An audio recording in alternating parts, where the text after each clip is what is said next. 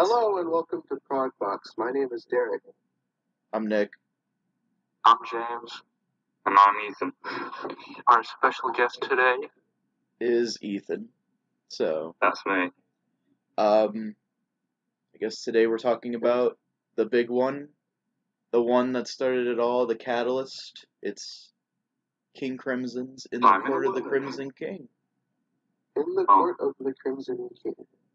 Yeah. Alrighty, so should we dive right into the album, or should we give a little kind of preface and backstory to it?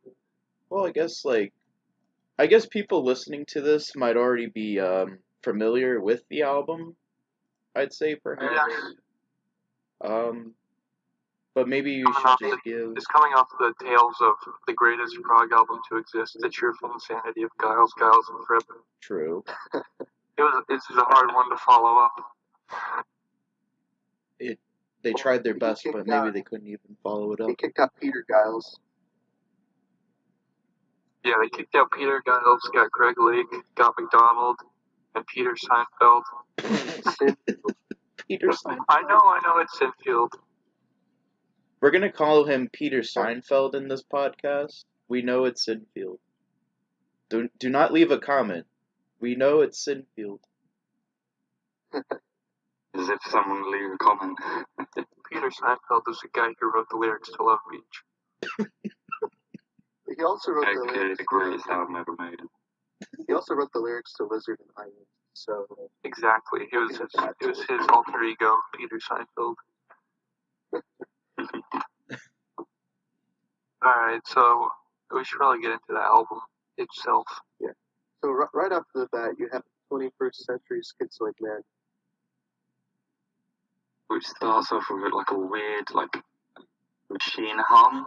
And, yeah. Not that weird. Like I re-listened to it today, and I always it's out of place, but it's just kind of there.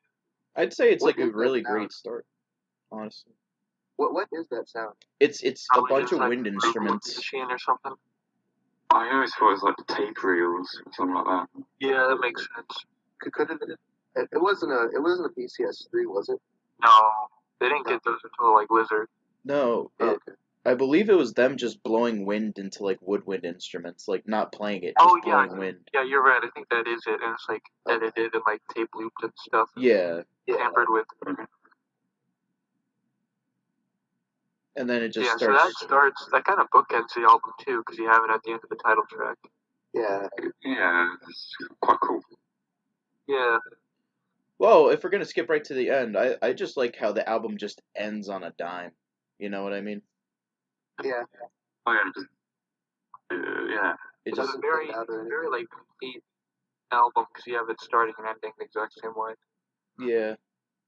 It's one little package. To see it from our eyes as this is going to be a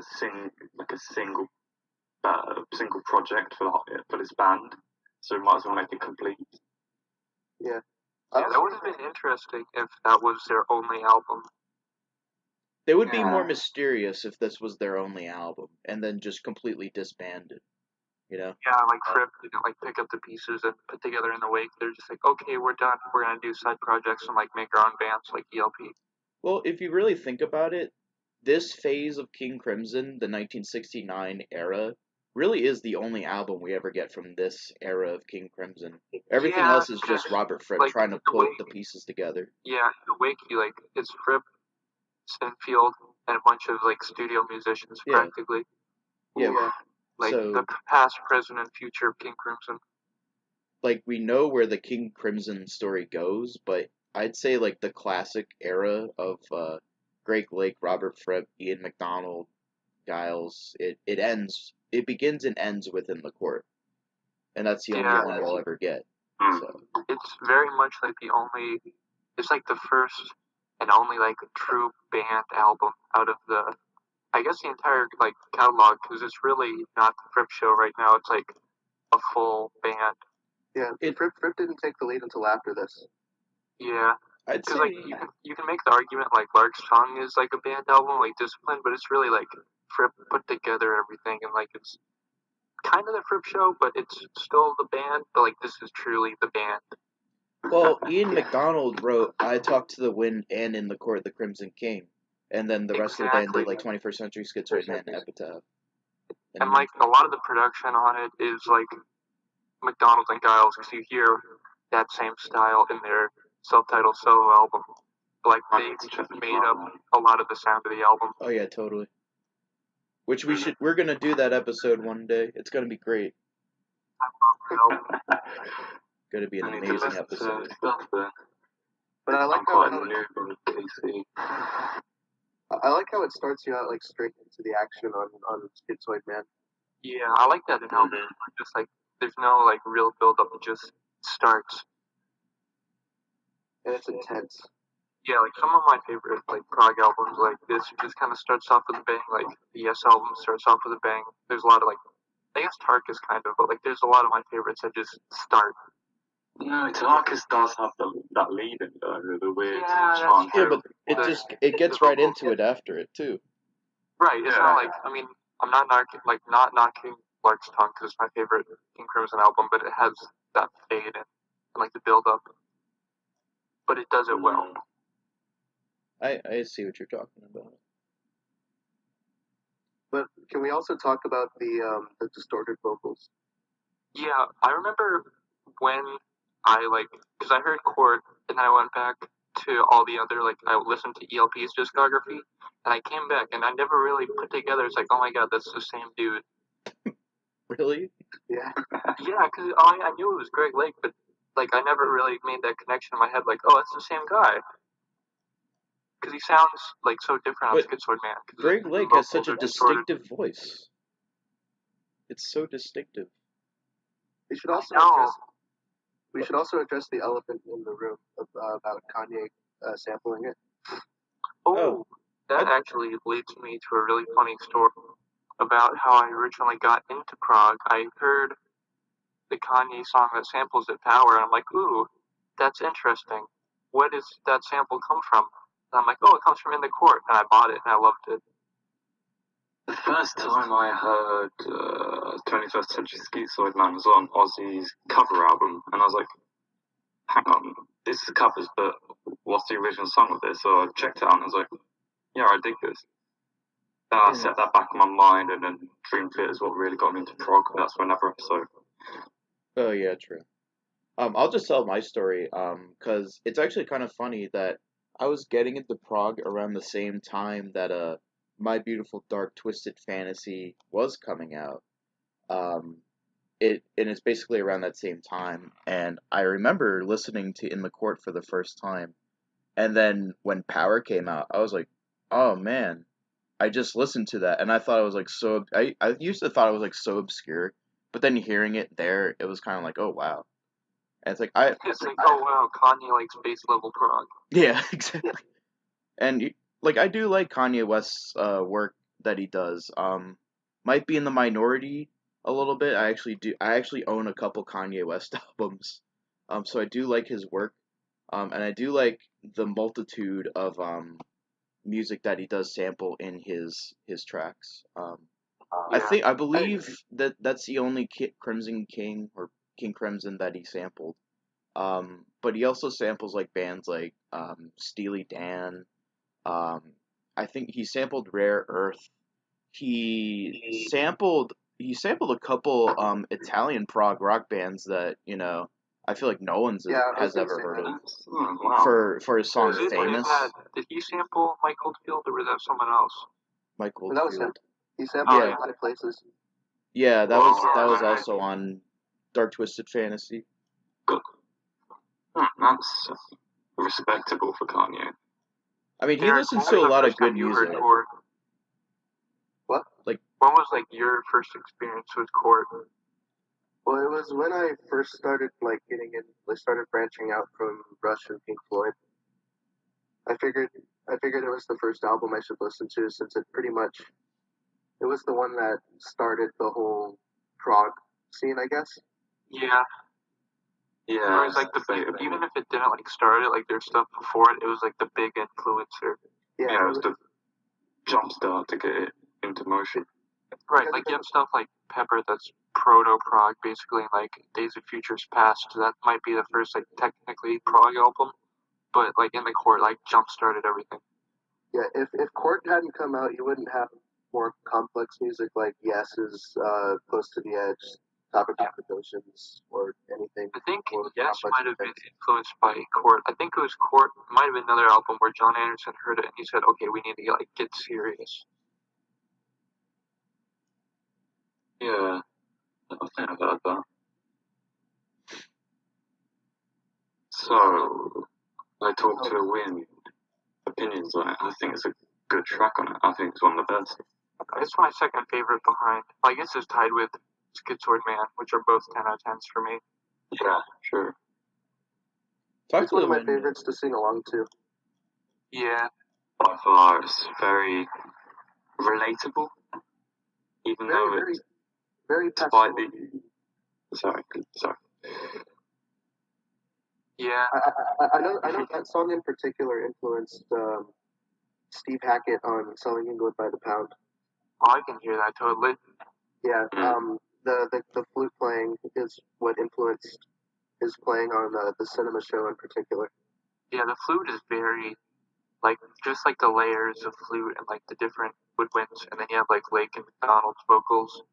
I don't think it would have worked as well if it was an organ or something in place of a flute.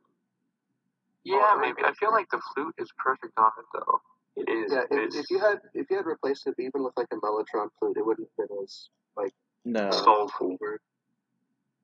Yeah, it wouldn't have been as expressive. I like the flute, how it kind of just like melts into the like the backing track and like the end of it when it fades into Epitaph. It just all kind of like blends together. It's not like it's a solo. It just kind of becomes one with the rest of the song. And that transition into Epitaph is just perfect. Yeah, it's weird because it's like, at least on my copy, like Schizoid Man ends and like right on a dime. I Talk to the Wind starts. Then there's a fade into Epitaph where like the first half is like the first side is like one continuous song almost. It's got a great flow. I Talk to the Wind and Epitaph are kind of two sides of the same coin. Yeah, I can see that. Actual like substance based. I Talk to the Wind is a bit more upbeat, I guess. Yeah, that's fine, sure. But they're both as equally as memorable. Oh yeah, the album in general is incredibly memorable. The whole album is just. Yeah, I'd say like the only time it ever gets any semblance of being upbeat is on I Talk to the Wind, but still that song is still very melancholy in its own way. Yeah, that's exactly how I describe it as melancholy. And it is the shortest. Or subdued.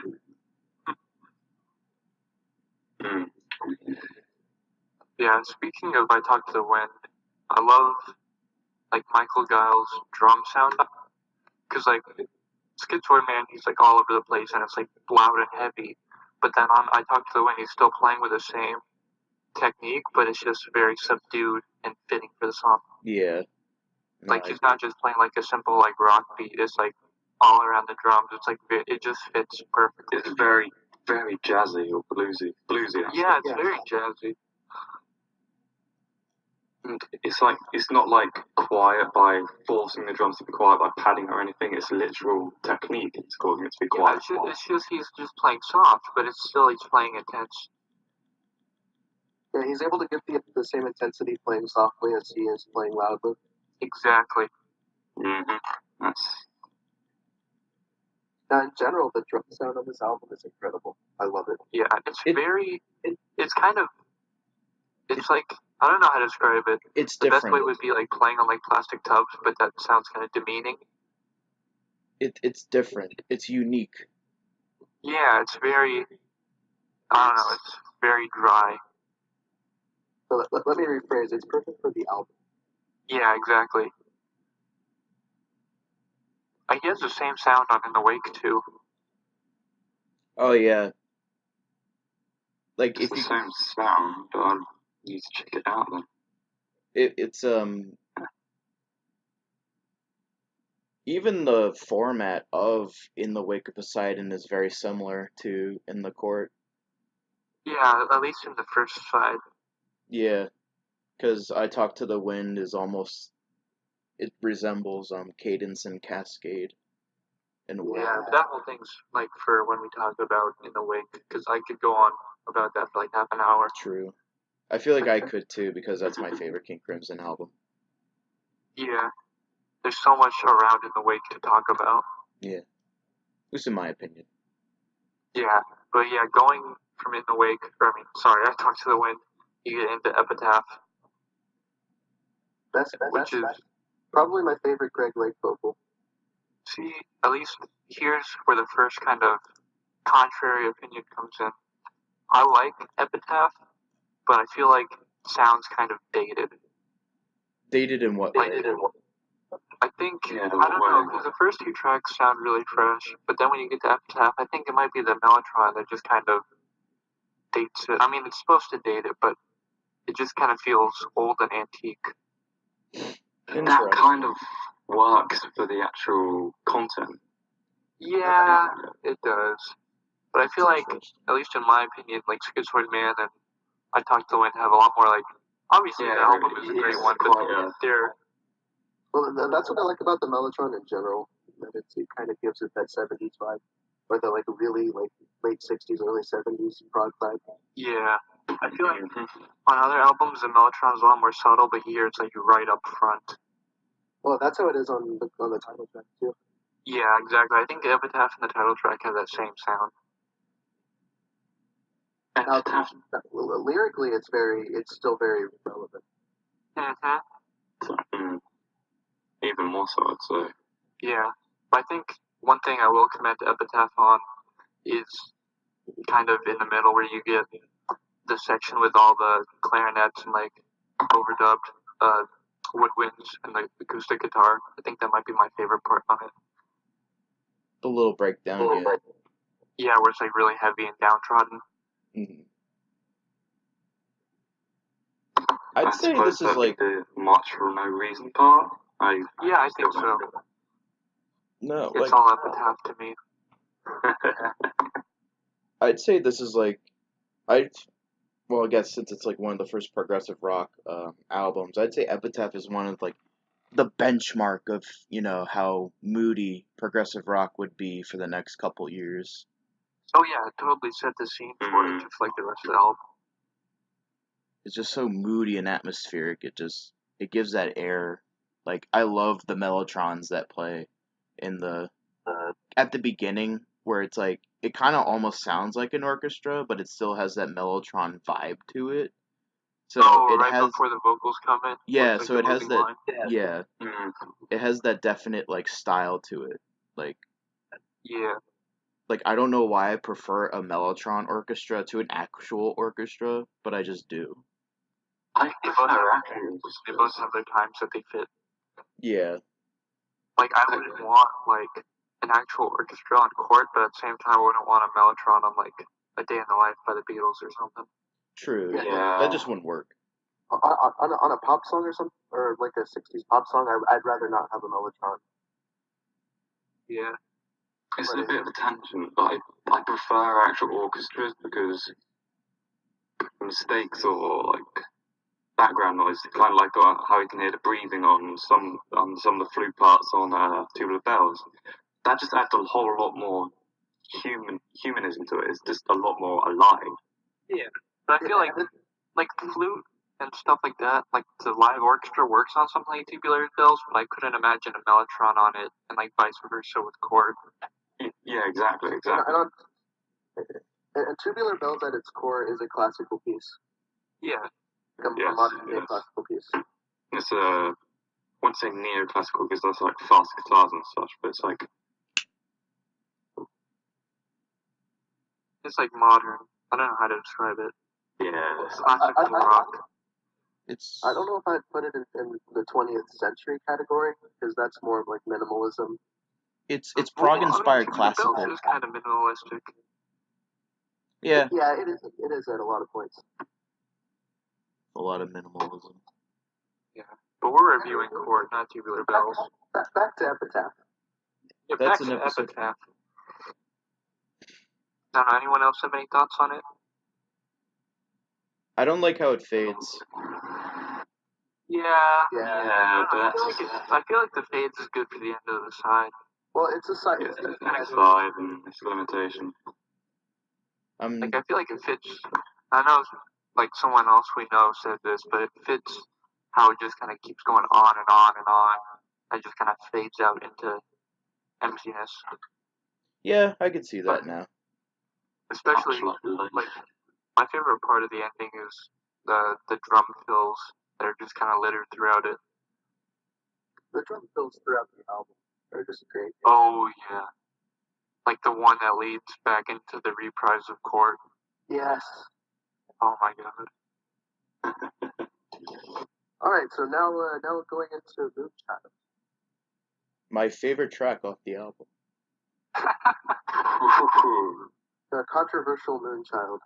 See, here's the thing. I don't think it's that bad. Like, No, I I listened love to it. it. No, Just because I think it's the last on the album doesn't mean I think it's a bad track. It's the worst track on the album, but it's still a very good track. I agree. It's my least favorite. Yeah, that's a better way to say it, least favorite. But I just it's pretty. I guess you could say it's like a precursor of the stuff that you hear on Starless and Bible Black. Yeah, Yeah. it's very kind of just, you know, it's not like picking up like a melody and like jamming. It's just kind of atmosphere, which I love on it. I think it goes on a little bit too long, but I'm okay with it. Yeah, I mean, I think I don't mind how it is now, but I think you could potentially trim out the middle because I like the beginning of it, and then I like the end where like more textures start kind of popping up. It gets a little denser. Did Steven Wilson trim it down on the remix? Yeah, he cut 4 minutes out of it. Ooh, That's right. I think that's check that version out. prefers because then it cuts it down to 8 minutes. You have 6 minutes of improv. Mm-hmm. I feel why did he do that? I didn't even know he did that. I think I don't know. I think Wilson Rip was like, yeah, I'm okay with it, and so Steven Wilson just did it to do it. I feel like just as a purist, I feel like that's kind of messing with like a work of art. But that's just like my that. opinion. It's kind of lazy. Like, There's some part, like in other King Crimson albums, like that I don't like that I'd want to cut like parts of violence, but it's like no, it's the album, it's how they did it. Like don't really want to mess with it. Yeah. Like keep it how it is. It's a bit off topic, but that's how I feel about the Genesis remixes. Yeah. How, especially on I Know What I Like, how they take the flute out. They take the flute solo at the end out of the song. Ooh, removing solos is a bad idea. Moving, like, I mean, I can understand like cutting a little bit out of an improv, but like if you cut like a significant like part of a song out, it's like don't like why would you do that? I'm sure it's an improv, but it sounds great on the original mix anyway. Why get rid of it? Yeah, the only reason I can think is like, oh, we couldn't, like, for some reason we couldn't mix this part properly. It's like we couldn't find the original tapes or something.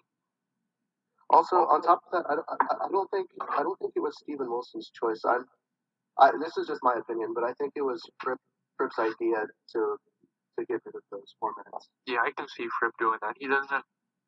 Fripp has a history of not really, like, he'll get rid of stuff that he doesn't like. He's like Like George forgetting Lucas. that Lizard exists. He's in the George Lucas camp of going back to your works and editing them. Except instead of adding CGI, he just adds nothing. He's gonna add a CGI Mellotron. Give us and take it away. Yeah, but yeah, I like the improv in Moonchild. I like the different textures. Like you have the acoustic guitar and the different drum sounds and the vibes. I mean, I'm a sucker for vibes, so. Me too.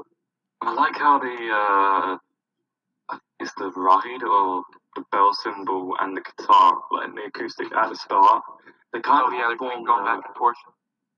It's very symbiotic, but not cool. See, that's the thing. Like, I think people tend to gloss it over as, oh, it's 10 minutes of improv. But like when you like look at it, like listen to little bits of it, it's like, oh, there's neat little kind of melodies and stuff in there. I think Yeah, it's better than what most people think of it, where they're like, oh, it's Moonchild, whatever, skip, you know. Yeah. It adds to the album because it's There's all about. Fripp quotes a couple different things in his guitar improv in there. Like he quotes some classical stuff, and then there's another piece he quotes, but I can't remember what it was. I think it's like some kind of like old Western TV show theme. It's Surrey with a Fringe on Top from Oklahoma. Yeah, that's it. The Broadway show. Yeah, you're right.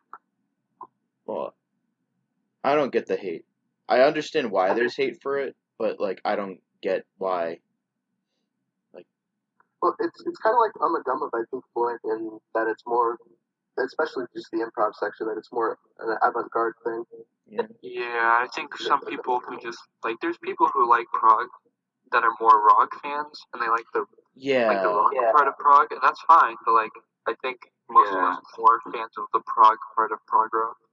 Yeah, I was about to make that point that like you have progressive rock fans who like love prog, but they don't like the avant-garde side of prog, which I understand, but like you're already listening to kind of like a very artsy out there genre. So it's like maybe like, and the avant-gardeness on this album isn't really that prominent. It's only really on one song, but you know. It's not. There's like the kind of atonal guitar stuff that Fripp does in Schizoid Man, but that's kind of covered up by distortion, and it fits within the song. Yeah. It's not like Magma or anything. Oh, true. No, it's not like Magma or like some like the weirder parts of Vandergraaf Generator. Yeah. Oh, Vandergraaf Generator. Do we move on to title track now? Yeah, you get the great drum fill leading into it after some, and then we got the 10 minutes of airy fairy stuff. We've got small flutes. The airy fairy stuff is islands, though. Yeah. That's an episode for another day. Can we talk about that drum part during the verses? Oh, leading into court? No, during the verses in court. Oh, yeah. Like with the drum rolls and all that stuff and the hi-hat. I love it. Oh, those drum rolls are perfect. With the acoustic guitar.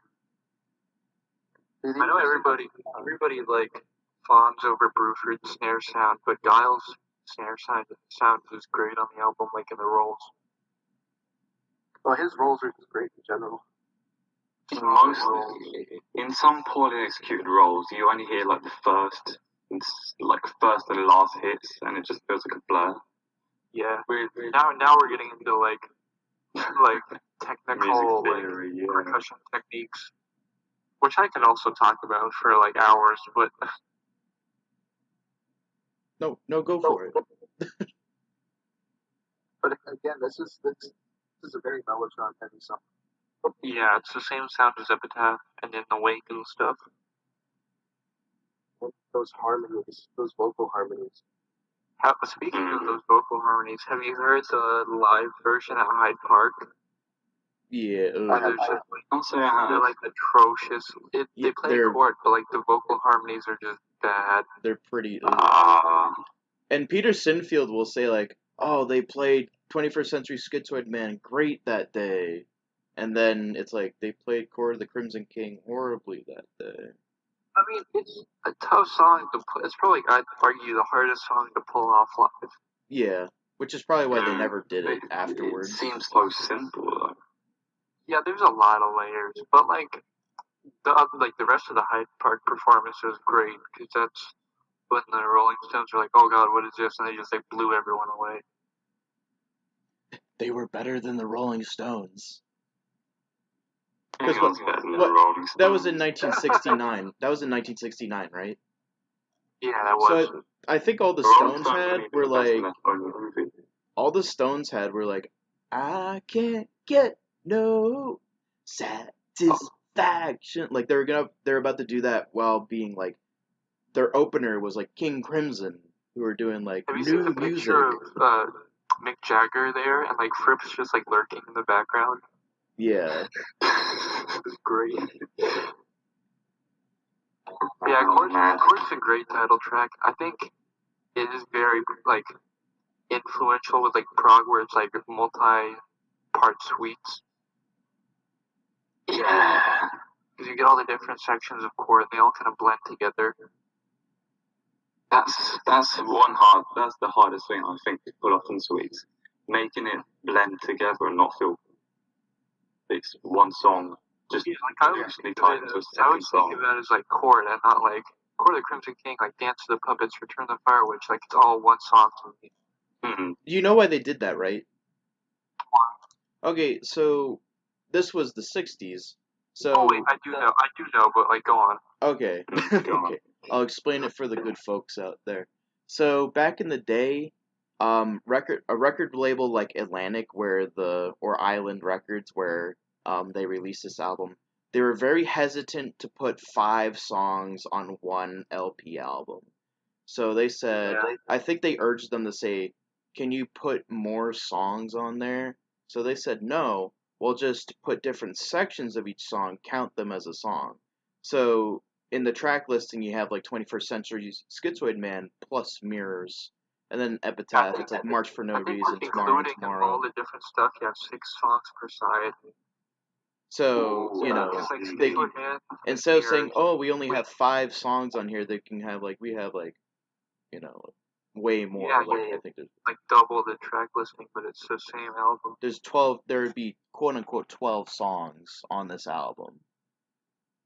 Yeah, but I don't even know half the time when one starts and one ends. And you have like Mirrors, which is like a song inside a song. Yeah. What part is Mirrors, by the way? Is that the that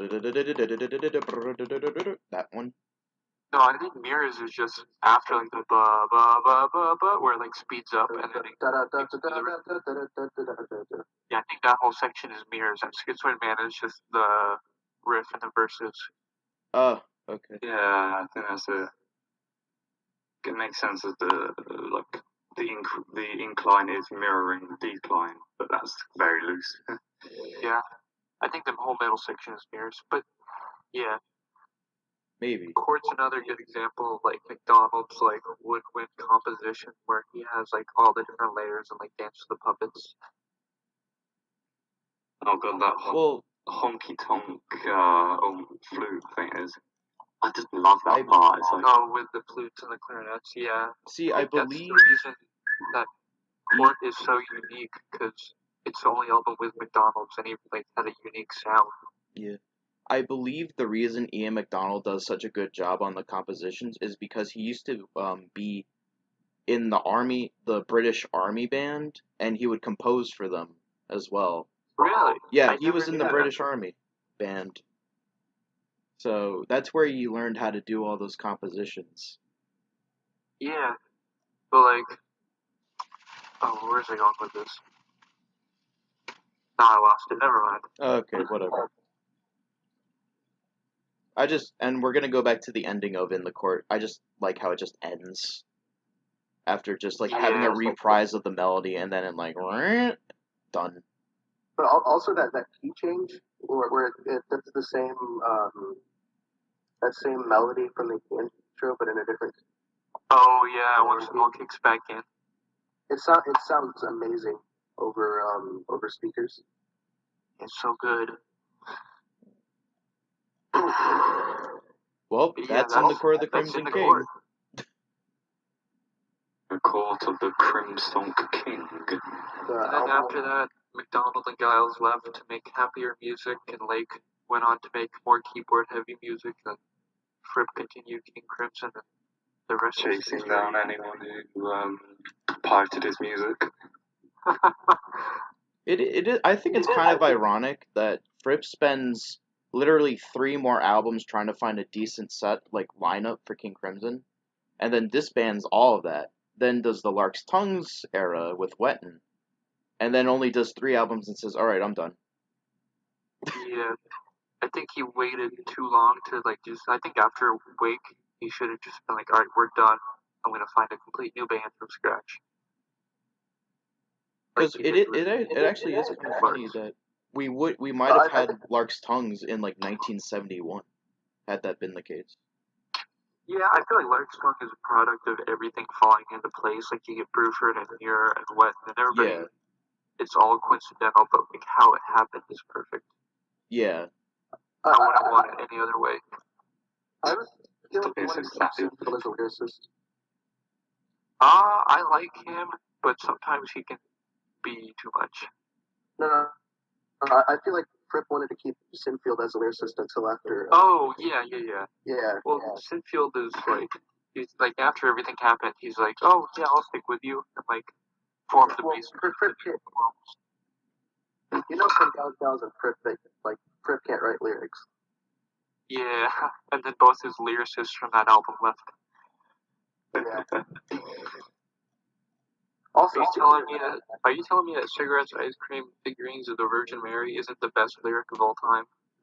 It's okay. I guess you're right. It's the only Fripp lyric. The only Fripp lyric.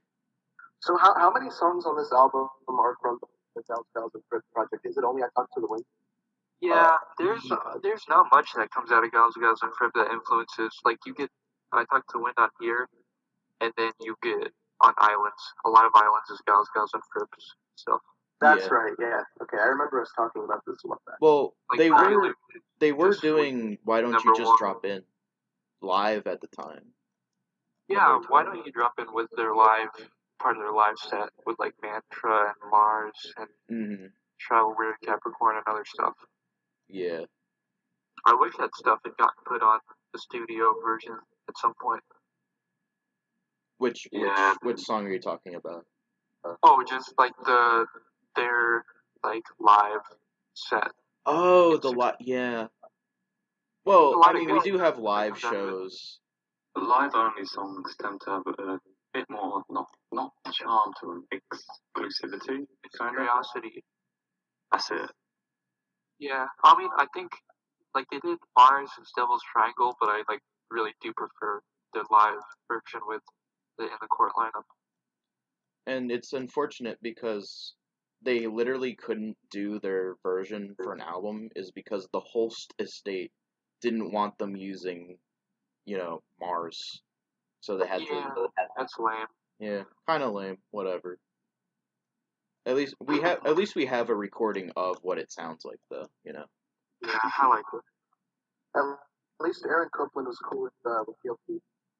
Yeah. Yeah. Aaron Copland's cool, guys, but Holst, nah, not really. That's fair enough. Speaking of classical composers, any other like closing thoughts on the album? No.